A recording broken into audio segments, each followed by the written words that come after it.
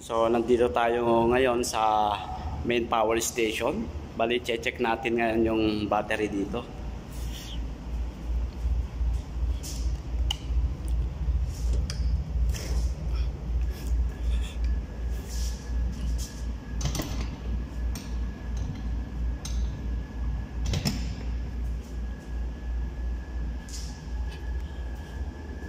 Oh my God.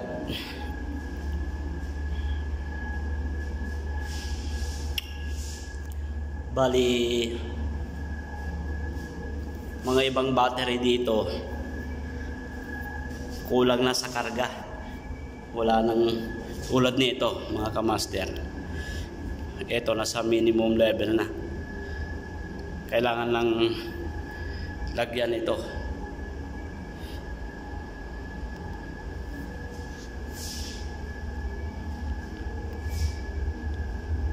So ito rin naka low level na siya. So kailangan na nating kargahan.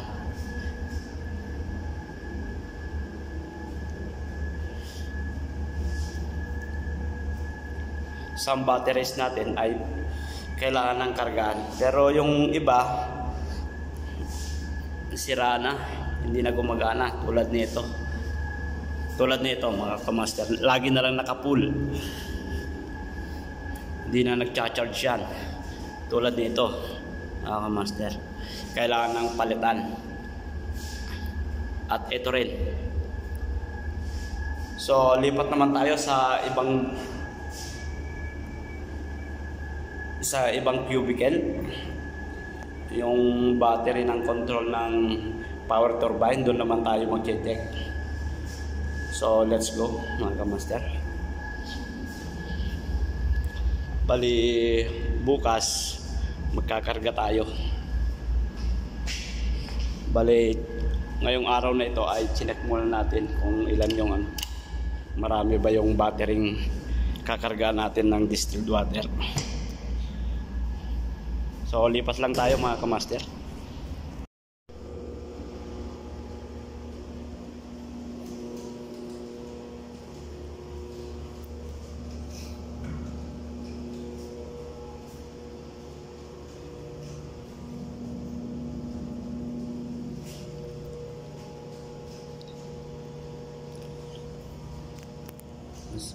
So okay pa naman lahat, nasa maximum pa naman.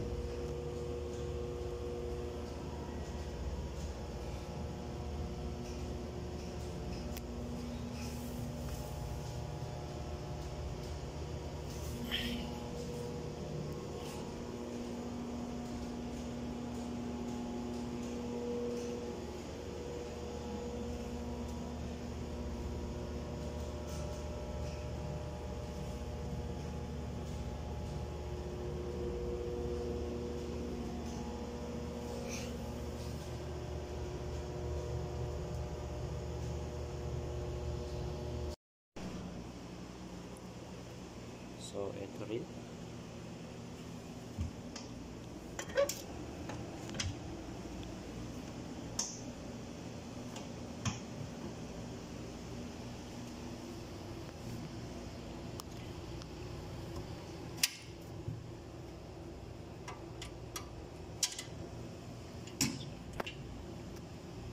So ito rin yung battery dito, sinusupply niya.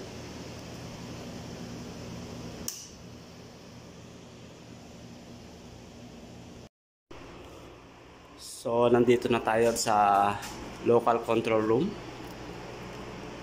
Dito nakalagay yung ating batteries. So ayan, batteries.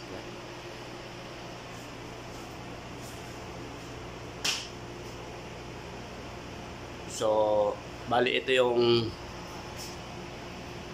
battery charger niya mga kamaster. Nasa 130 volts.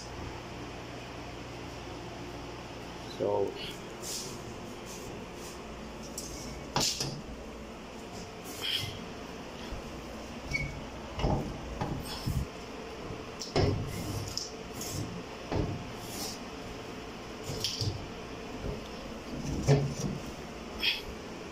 So ito.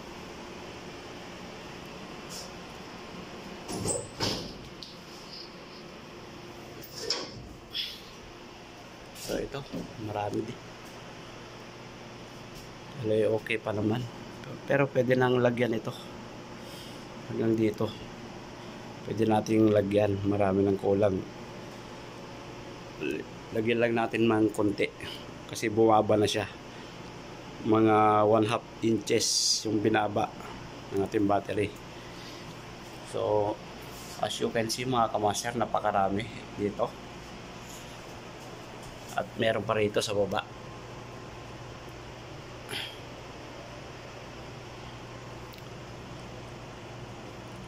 So, bali sa susunod nating video mga kamaster, papakita ko sa inyo kung paano magkarga ng distilled water. Bali ang voltahe nito bali 3 volts lang. Itong